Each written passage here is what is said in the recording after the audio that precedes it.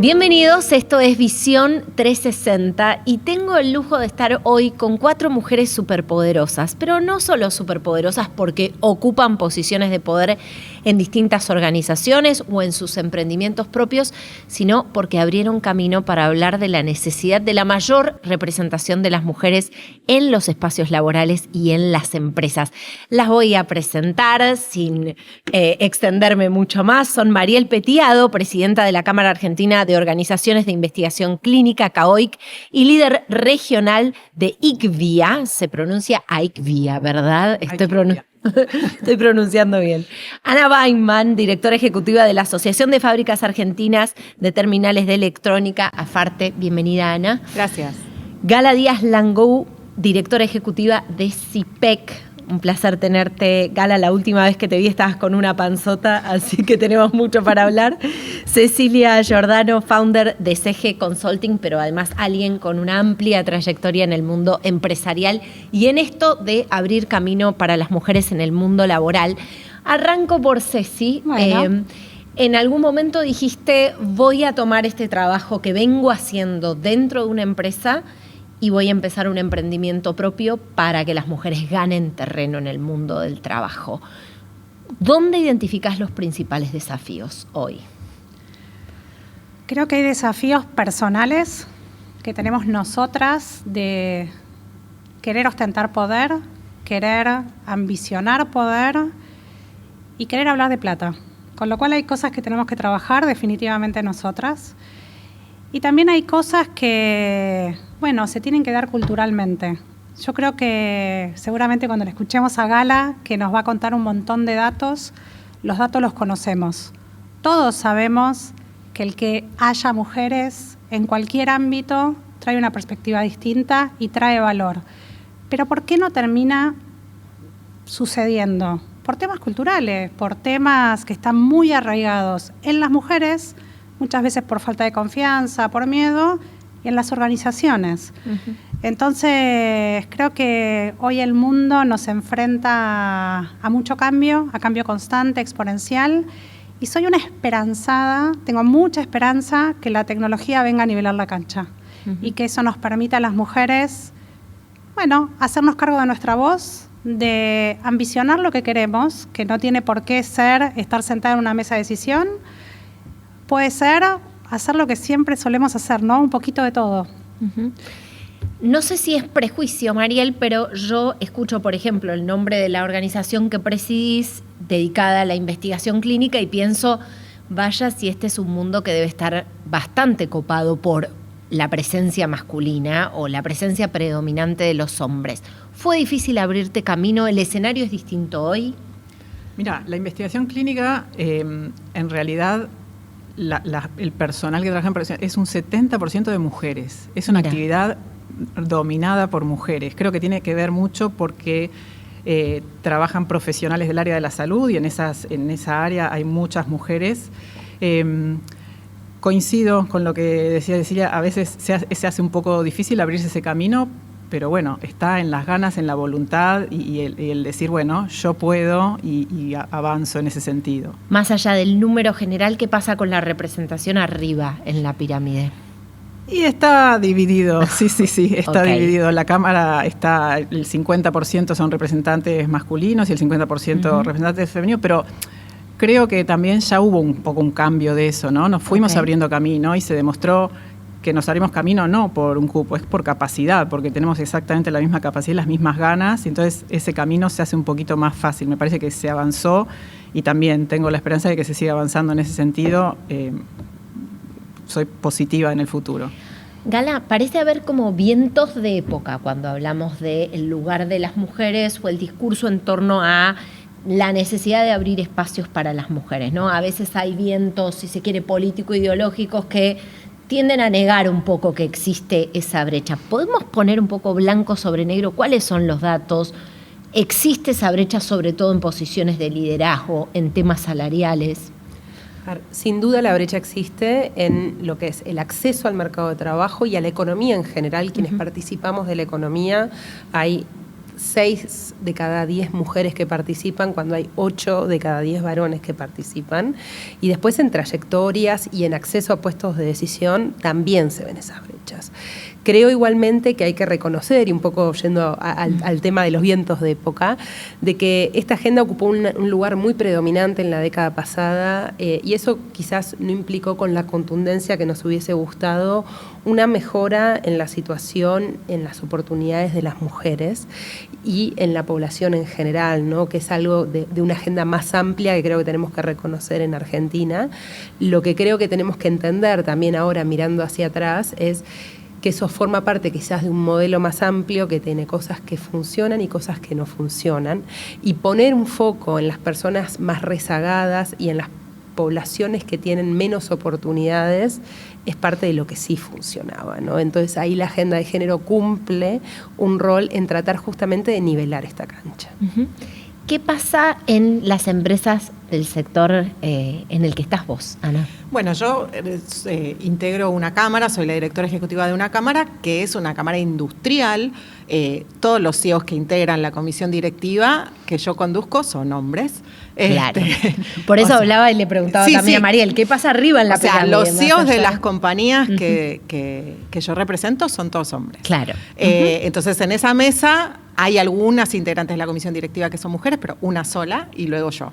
Entonces, es una industria eminentemente masculina, si bien, digamos, a nivel de operarios hay muchas mujeres, porque en la industria electrónica se requieren, por ejemplo, la motricidad fina de las mujeres para lo que es las tareas más sencillas, más de precisión de la línea de producción de distintas cuestiones que tienen que ver con el ensamblado de celulares, algunas cuestiones muy específicas que requieren la motricidad fina de las mujeres, pero en los puestos de decisión, salvo algunas áreas como ella mencionaba, la de la salud, que no es que la haya en la mía, pero sí las de relaciones institucionales o en legales, hay mujeres, pero en las partes más técnicas la mayoría son hombres. Uh-huh. Bueno, ¿y qué pasa en las brechas de formación? Porque, digo, cuando uno mira los números, por ejemplo, de graduados universitarios y va al desglose de género, realmente las mujeres tienen una representación muy importante. ¿Qué pasa? ¿Cuándo es ese colador de representación en el mundo laboral si no es un tema de formación, si no es un tema de aptitud profesional? Me encanta, Caro, que menciones ese tema porque para mí es uno de los kits de la cuestión. O sea, el 62% de quienes terminan la universidad en Argentina son mujeres, ¿no? Okay. Si quisiéramos tener a las personas más formadas en los puestos de decisión, tendríamos que tener una brecha al revés. Tendríamos que tener más mujeres que varones en los puestos de decisión porque quienes alcanzan mayores niveles educativos son más mujeres que varones. ¿Cuándo ocurre esto? Muy ligado a la edad reproductiva. Cuando las mujeres quedan embarazadas, y en particular cuando nace el primer hijo, se abre una brecha porque las mujeres tienen mucha mayor chances de salir del mercado de trabajo o de tener una intermitencia, de salir a entrar, de reducir la cantidad de horas, de bajar la calidad en términos de la calidad de su empleo, no de lo que ellas generan, sino de cómo están contratadas ellas, de pasar a la informalidad, por ejemplo, mientras que a los varones les ocurre exactamente lo opuesto. Un varón que es padre por primera vez tiene más chances de un ascenso, más chances de una promoción, más chances de que le aumenten el sueldo porque ahora es padre de familia, entonces escala en su carrera laboral y ahí es cuando se abre la brecha de género. Quiero ir a las experiencias personales, porque vos, Ceci, trabajaste en empresas con mucha exigencia del mundo tecnológico, llegaste a los puestos más altos. ¿Qué pasaba con la experiencia de la maternidad teniendo en cuenta este dato que nos trae Gala? Gran desafío, gran desafío. Yo la tuve a Olivia a los 33 años y lo tengo súper marcado. Me hicieron en ese momento socia de una firma de servicios profesionales previa a una conversación, de decirme, bueno, ahora sos mamá, entonces no vas a estar a la altura o no vas a tener las mismas ganas para ser socia, con lo cual podrías tomar una posición intermedia de director asociado. Y yo dije, ¿por qué? Si quiero, y me acuerdo que dije, soy la misma persona que tenerla Olivia, o sea, no cambié. Soy el mismo profesional, ahora soy madre. Así que dije, si estoy para ser socia, quiero ser socia. algo que no lo sentí como algo, viste, una hazaña muy grande, pero eso marcó a otras mujeres que me dijeron, wow, si vos dijiste que sí, pudiste y te hicieron socia, ¿por qué no? Pero bueno, demanda mucho esfuerzo, mucha contención, red de contención familiar. Bueno, mi esposo, somos partners en la familia, si eso no podría ser, y también una red de contención muy grande que le escuchaba a Gala. El hombre tal vez no piensa en la red de contención que una piensa. Olivia me acompañó en un viaje al mes de vida, así que Olivia salió conmigo a Alemania y Sebastián vino a ser de niñero, así que... Cosa que, perdón, no asombraría a nadie si la ecuación fuera al revés, digamos. Obvio. Vamos a decir la verdad, ¿no? Sí. O sea, es un dato saliente y una anécdota que vale la pena traer a esta mesa porque la estructura o la dinámica familiar es la que ibas por un viaje de trabajo eras vos. Pero Obvio. no sería un tema ni una anécdota saliente si la conversación fuera la inversa, ¿no? Total, absolutamente. Ujú. Así que yo creo que el desafío es grande. Yo sí, lo que siento es que en ese momento tal vez no tenía los recursos que tengo hoy. Ujú. Siento que siempre estuve demostrando que podía estar sentada en una mesa de decisión y que estaba a la altura de ser socia de una firma de servicios profesionales. También siento que nadie me estaba con la lupa midiendo, ¿no? Que esa inseguridad, si querés, era mía. Y bueno, y tal vez cosas que mirando para atrás de la dinámica que hoy cambió, de reuniones muy tarde, que bueno, a veces negociando, a veces no, siempre negociando con mi marido y con la red de contención para estar, para no estar y el networking. Bueno, muchas cosas que hoy siento que tengo más herramientas para poder encararlo y tal vez no tanto en ese momento, ¿no? ¿Qué pasa en sus sectores, Mariel, Ana?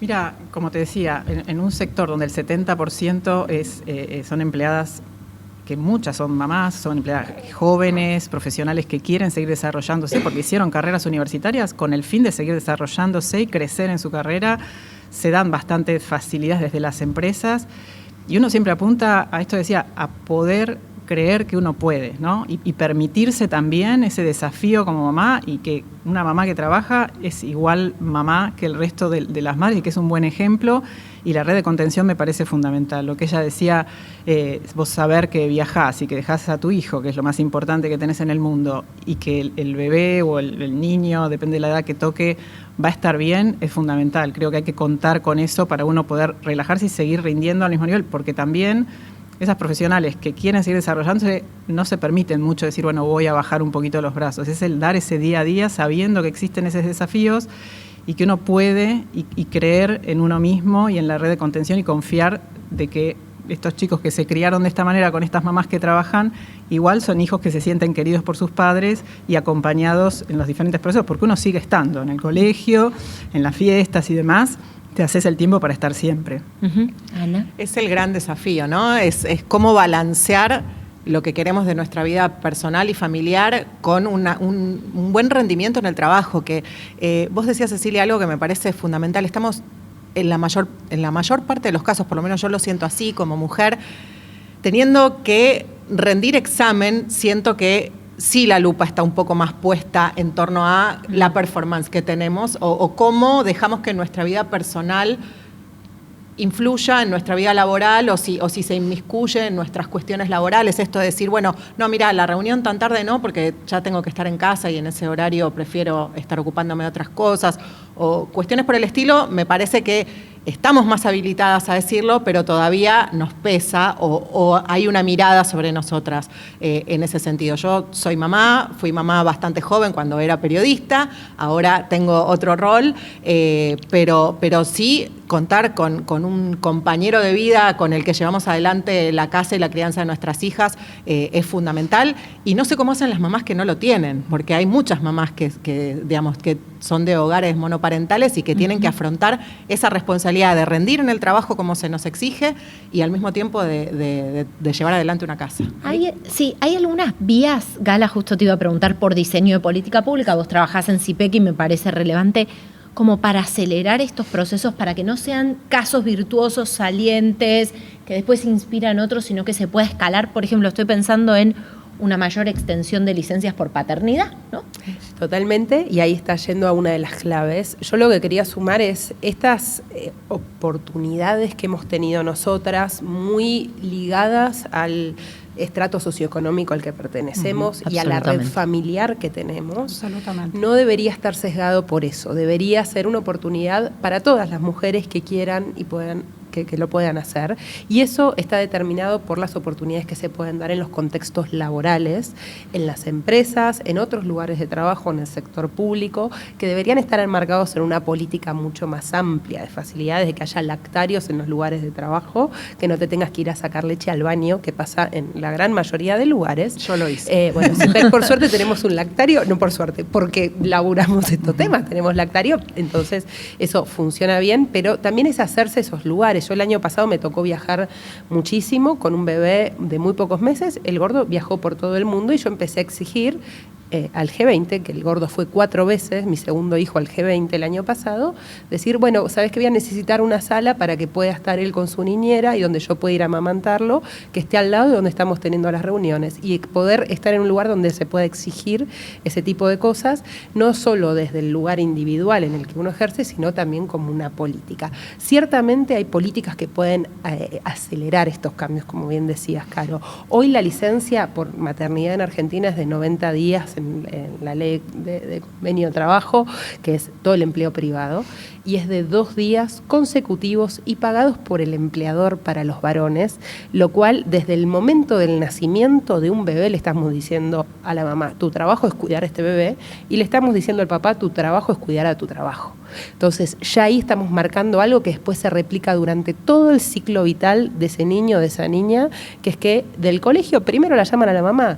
En las reuniones siempre se espera que vaya la mamá. Cuando hay que armar un disfraz son las mami las que se ponen de acuerdo y no los papis. Entonces ahí ya estamos marcando cuáles son las responsabilidades de cada uno de los 2 progenitores en los casos donde los hay. Y estamos ignorando al 75% de las familias que no tienen un formato de familia nuclear, que no tienen papá, mamá, hijos, que son familias ensambladas, son familias de distintas generaciones que viven, son madres adolescentes, son madres solteras o padres solteros, y estamos ignorando por completo desde la política pública, desde los arreglos corporativos, las necesidades de esos otros tipos de familia que hoy proliferan en Argentina y que hoy son la mayoría de las familias en las que nacen los niños. Es súper interesante lo que planteas porque, claro, pienso qué rara queda o qué divorciada queda la política pública vigente respecto de el mapa social, digamos, ¿no? Como la nueva normalidad. Exactamente, exactamente. Quiero hablar de plata. Lo dijo Cecilia Giordano, dijo, hay que hablar de plata. Total. Quiero hablar de plata y de lo que quizás nos cuesta, entiendo, hay sobrados estudios al respecto, pelear una remuneración adecuada a nuestro desempeño laboral o a nuestro trabajo, y cómo eso contrasta con la manera en la que se desempeñan para negociar su salario los hombres en el mundo empresarial. Ceci, todo tuyo. Arranca. Absoluto. Bueno, mi última función en el mundo corporativo, fui presidente de una consultora de talento con foco en compensaciones, y yo siempre me llamó la atención la cantidad de hombres llamándome sin conocerme, CEOs de compañías, para preguntarme si estaban bien remunerados. Nunca una mujer. Entonces, ahí sentí que había algo que podía aportar, con lo cual empecé a mentorear y ayudar a mujeres a negociar mejor su salario. En general no compartimos lo que ganamos y tampoco le preguntamos a una par, bueno, mira, me están haciendo esta propuesta económica, ¿cómo te suena? No hablamos de dinero, con lo cual creo que lo primero que tenemos que hacer es empezar a amigarnos con el dinero, hablar de dinero y ponerle valor a nuestro trabajo. Tengo ahora una amiga que está en medio de unas entrevistas, ¿no? Entonces le decía, bueno, agarra lápiz y papel. Empecé a escribir. No es solo tu salario, es un montón de beneficios que tienen valor económico. Y aparte, vos, ¿qué sentís que tiene valor en relación a tu trabajo? Ay, viste, no nos es fácil. Entonces, creo que tenemos que compartir más, tenemos que investigar más, tenemos que compartir me encanta escuchar que hay otras cámaras y con otros profesionales de otras cámaras para saber qué está pasando en otras industrias, pero lo tenemos que hacer. Y también tenemos que animarnos a invertir nuestro dinero y no solo dejarlo tranquilo en una caja de ahorro, en una cuenta corriente o en un plazo fijo o money market. Entonces, ahí también tenemos que, ir a asesores y a empezar nosotras mismas a abrir una cuenta comitente. Y, Gala, ¿dónde invertís? Ana, vos estás invirtiendo en qué, obligación negociable, y compartirnos esa data, porque los hombres también comparten mucho de eso que nosotros tenemos que aprender. Hay sin dudas una brecha en formación, si bien no en formación académica para el mundo del trabajo, sí en términos de educación financiera, ¿no? O sea, las expertas en inversiones hablan mucho de eso, ¿no? Como que, si se quiere, la nueva frontera con la que hay que romper o que hay que derribar es esa, ¿no, Ana? Sí, en un mercado financiero donde el foco está puesto en las inversiones, digamos, hay mucho valor que se crea con dinero. Entonces, desde ese punto de vista, si vos no incorporás el dinero como un factor de conversación y te apropiás de conocer qué herramientas tenés en el mercado y te apropiás de una conversación de cuánto vale tu trabajo y cómo estás posicionado en ese mercado, difícilmente puedas crecer en esa dirección. A mí me parece que es fundamental que podamos discutir estas cuestiones, animarnos, hablar con con alguien del área de recursos humanos o de las búsquedas de talentos y preguntarle cómo estoy posicionada. Yo, que vengo de otro mundo y di un salto al mundo corporativo y tengo otra formación y otra experiencia laboral, digo, seguramente no valoran mi currículum, lo tiran directamente a la basura, porque claro, yo no vengo de acá, entonces por ahí necesito explicar de otra manera, animarse y preguntar cómo hacer para poder vendernos mejor, porque en definitiva eso es lo que tenemos para ofrecer, nuestra fuerza de trabajo, nuestras capacidades, nuestros talentos, que no siempre están escritos en un currículum, pero sí por ahí conversando con otro vas aprendiendo qué cosas tenés que focalizar y cuáles no, y hablar de plata me parece fundamental, aunque sea incómodo y aunque tenga mala prensa. En el caso del sector de ustedes, con esta prevalencia de más del 70% de mujeres, ¿está ya estandarizado? ¿No es un tema la brecha salarial en su sector, Mariel? No, la verdad que por suerte no. Los rangos salariales son los mismos, independientemente se abre una posición, vos conocés el rango salarial y le pagás lo mismo si es hombre o si es mujer, lo cual es fantástico. Y coincido, y me parece que también la importancia de que las mujeres lleguen al liderazgo es para hacer esto, ¿no? Para fomentar esto. Uno trabaja, paga por el trabajo que se realiza, no importa quién lo realiza, se paga por la capacidad de esa persona independientemente del género. Y eso hace que también la actividad sea inclusiva, ¿no? Y que esté un poco como más adelantada en ese sentido, y esperemos que el resto de las industrias se vayan acoplando porque se demuestra que funciona. Gala, sí. No, esto que dice Mariel es lo que sucede en la economía argentina, digamos, como agregado, que ante la misma tarea se paga lo mismo a un varón o a una mujer. El problema es que no llegamos a hacer las mismas tareas, no llegamos a ofrecer las mismas horas al mercado de trabajo, no llegamos a tener los mismos cargos jerárquicos que los varones. De hecho, los sectores más feminizados, como la salud o la educación, están feminizados en la base, ¿no? Que fue tu pregunta, no en la punta de la pirámide, y eso tiene implicancias. Entonces la brecha no es una brecha salarial puramente, sino es una brecha de ingresos, porque si vos comparás mismo cargo jerárquico, misma función, probablemente ganen lo mismo varones y mujeres, y por eso a mí me gusta aclarar que no se trata de una simple cuestión de discriminación, de pagar distinto una misma tarea, sino que es una discriminación mucho más profunda y más estructural, porque nunca llegamos a hacer la misma tarea. Sí, es un efecto colador hacia arriba, digamos, ¿no? Igualmente, gracias por traer este punto, Gala, pero cuando ves muchas realidades en las corporaciones, te encontrás que como nosotros tenemos una legislación distinta a la americana y digamos, recursos humanos te pregunta ¿cuál es tu pretensión? Independientemente que para esa posición el salario es el mismo para hombres y mujeres, muchas veces centramos las mujeres un poco más bajo porque nuestra pretensión en general es un poco más bajo. ¿Por qué? Porque pueden aparecer miedos, inseguridades. Entonces, si ya de base entramos un poco más bajo en cualquier nivel y en algún momento de nuestra carrera profesional salimos por la maternidad porque tomamos excedencia y ahí perdemos una promoción y un bono, ahí se empiezan a generar algunas brechas salariales cuando uno mira, porque es verdad lo que pasa. El salario es el mismo, pero cuando mirás y haces un análisis, termina habiendo una brecha de un 25%. Por supuesto, apalancado lo que está diciendo mayoritariamente Gala, pero también porque hay otras micras decisiones que se van dando en las organizaciones y esa brecha se da. Por eso es tan importante utilizar data, poder hacer un análisis de tu organización y de entender a los ritmos en que las mujeres y los hombres van promocionando, van ingresando y saliendo, porque uno los ve y los puede modificar. Les voy a hacer una pregunta que es un poco difícil porque para mí hay algunas creencias enraizadas en ciertos prejuicios contra las mujeres, ¿no?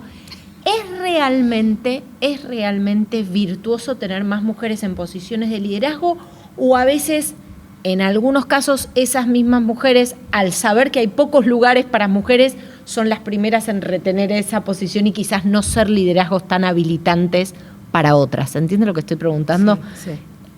¿Qué es lo que sucede? ¿Qué se observa la empíricamente? evidencia te dice lo siguiente, que es que cuantos más diverso sea el espacio de decisión, a mejores decisiones llegás.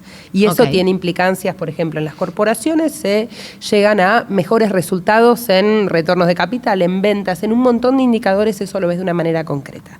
La definición es que sea más diverso. Si vos tenés adentro una mujer que decide igual que un hombre, eso no es un espacio diverso. Necesitas traer el componente de diversidad.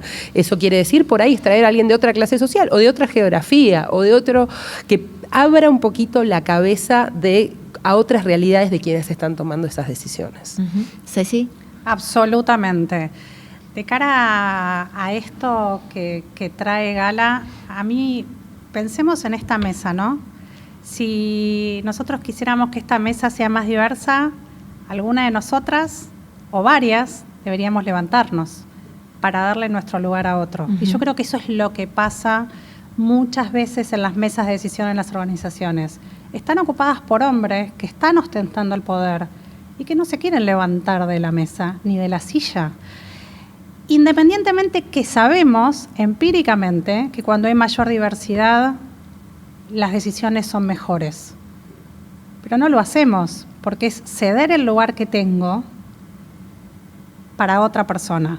Entonces me parece que tenemos que tratar de, para mí, ¿no? Que todos podamos vivir lo que viven las minorías no representadas, ¿no?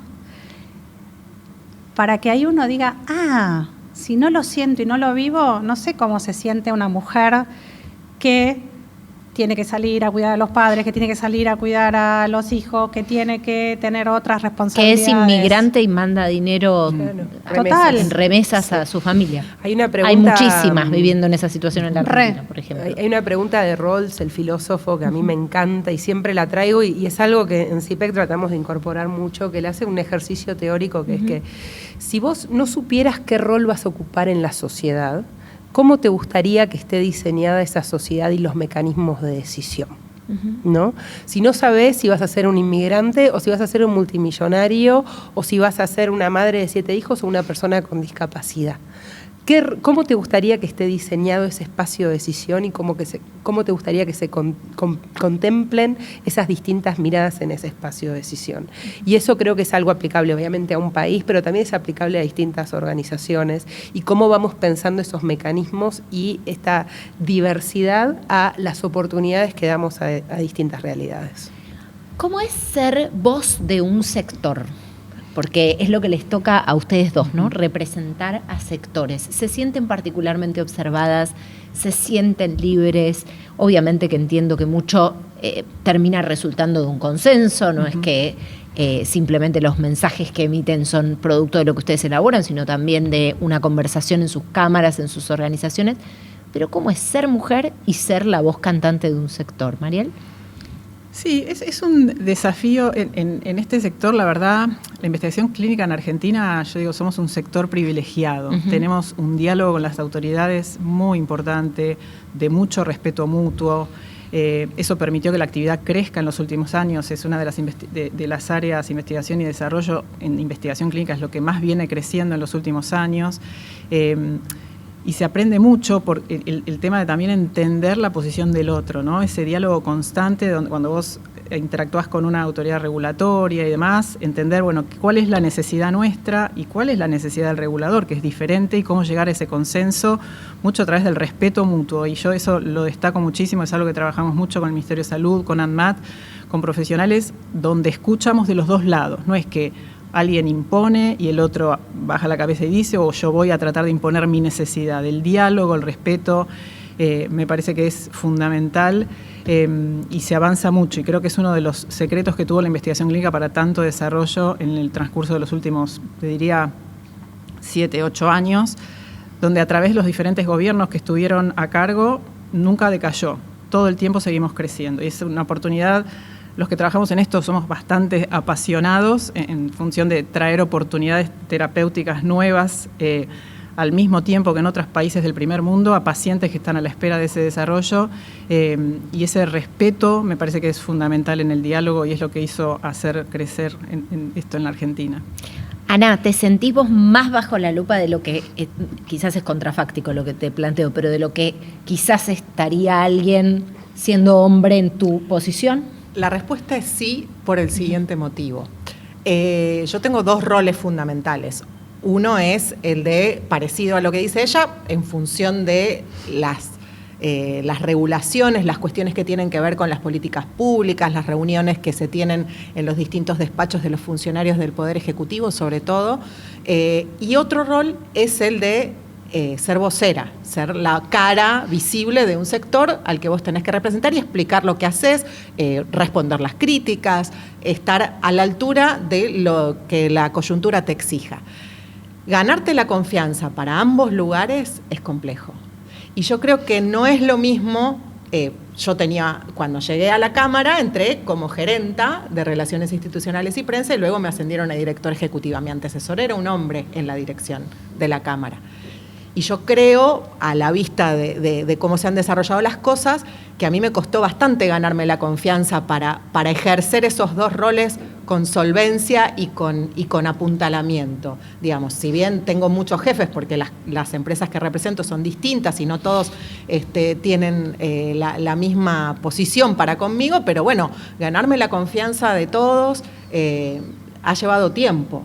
Y quiero decir que creo que también había un plus por el hecho de ser mujer y de no por ahí conversar en el mismo tono en el que muchas veces conversan los hombres. Eso pasa y yo lo escucho.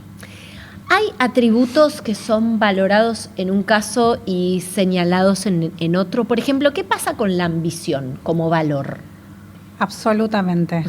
O sea, es que yo me miro para atrás y siempre quise llegar a una posición de liderazgo, ser la cabeza de una organización y llegué, pero nunca me animé a decir que era ambiciosa. Nunca me animé a decirlo en voz alta. Siempre tuve una conversación conmigo misma de lo que quería, de lo que ambicionaba, pero no me animaba a decirlo en voz alta. Claramente, creo que hay una visión negativa sobre la ambición. Que una mujer sea ambiciosa, empiezan a aparecer palabras no positivas en que una mujer diga, quiero ser CEO de una compañía, quiero ganar plata, quiero. No es solo la ambición, o sea, yo creo que la exigencia, por ejemplo, o sea, en un liderazgo femenino es una loca y trata a todos así, y si es un varón es, no, bueno, mirá qué asertivo que es, y con la ambición pasa lo mismo, pero también pasa con un montón de otros atributos que tenemos una doble vara.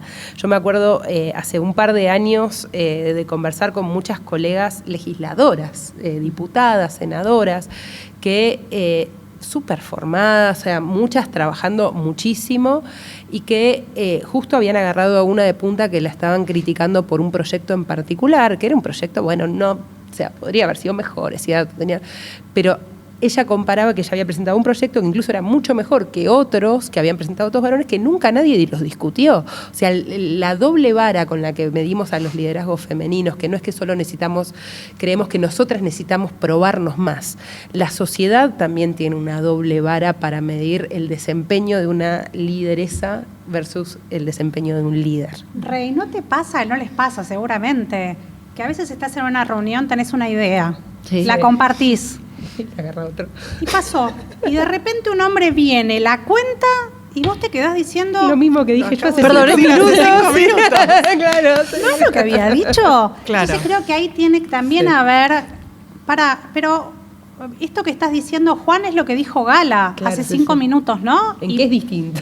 ¿No? Y creo que ahí sí, creo que es importante que las que estemos en la mesa podamos, más allá de las palabras y de sororidad o no, bueno, que nuestra voz sea escuchada sin perder la feminidad, porque creo que durante muchos años tal vez hemos perdido la capacidad de ser líderes con estas cualidades innatas que tenemos, que creo que nos la da la maternidad. El poder engendrar hace que tengamos, bueno, una mirada más holística, que estemos mirando la cara de todos, que estemos diciendo, uy, ahí veo algo Sí, que no está nos funcionando. quedan 5 minutos de reunión y no estamos yendo al tema importante, entonces tenemos que ir a... Entonces creo que sí es importante que las que estemos haya cosas que no dejemos pasar.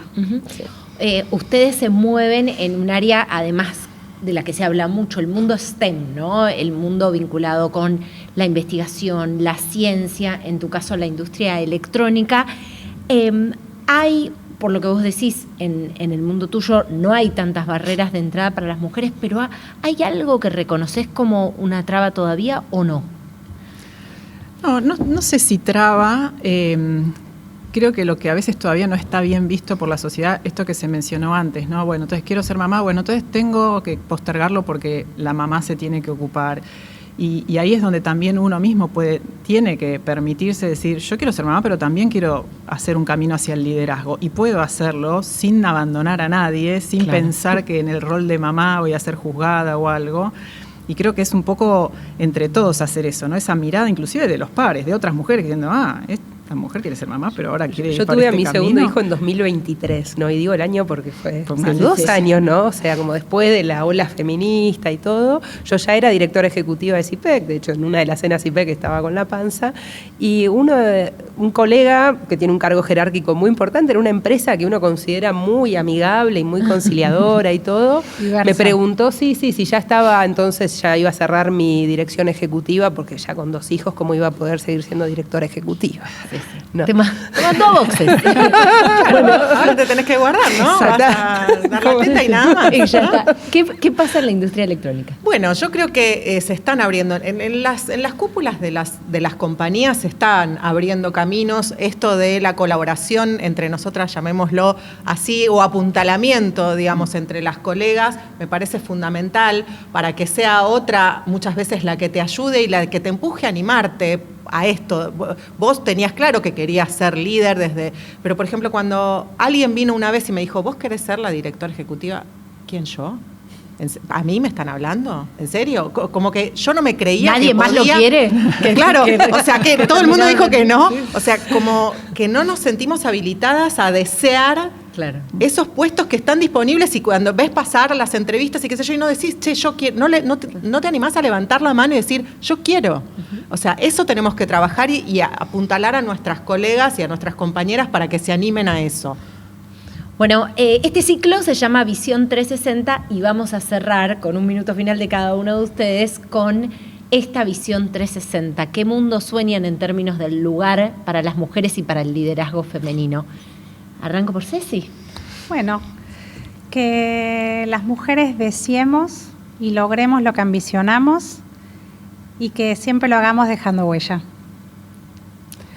Yo que se pueda hacer más compatible la maternidad para quienes lo deseamos con la trayectoria laboral, porque eso no solamente repercute en las mujeres, sino también en nuestros hijos. Los hijos e hijas de mamás trabajadoras les va mucho mejor en la vida que quienes fueron hijos de mamás no trabajadoras en distintos aspectos, y eso está medido y podemos construir una sociedad mucho mejor a partir de eso.